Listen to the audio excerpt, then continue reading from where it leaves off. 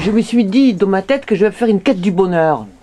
Cette quête du bonheur m'amène dans un état du bonheur, même qu'il m'arrive plein de malheurs. Parce que je me suis décidé comme ça, dans ma tête, que je vais faire un film sur le bonheur. Oui. C'est comme si on décide de faire un film sur l'amour et soudain, ben voilà, on est amoureux. C'est simple. Est-ce que vous avez, quand vous filmez le direct et le moment que vous vivez, est-ce que vous avez une histoire dans la tête? J'ai une musique qui est une histoire, mais j'ai pas une histoire très précise.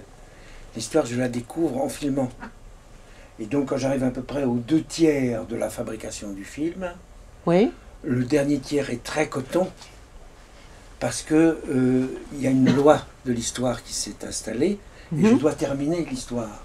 Mais les 2/3 sont faits de la recherche, et le spectateur devrait idéalement accompagner le filmeur dans la recherche de ce que, obscurément, je cherche à l'intérieur de moi-même à définir avec la caméra. Voilà. Est-ce que votre vie réelle est modifiée? Est-ce que vous n'anticipez pas des événements? Est-ce que il vous arrive pas des choses qui ne seront pas arrivées si vous n'étiez pas en train de les filmer? Évidemment, sûrement. Puis vivre, filmer, vivre, il n'y a plus de frontières, donc les deux se cohabitent et puis me font avancer.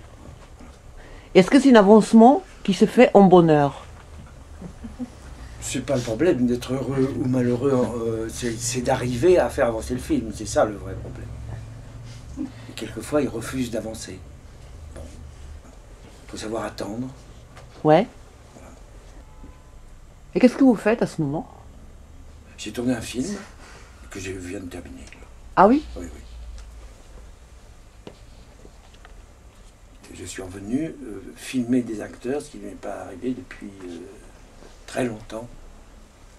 Un acteur, voilà.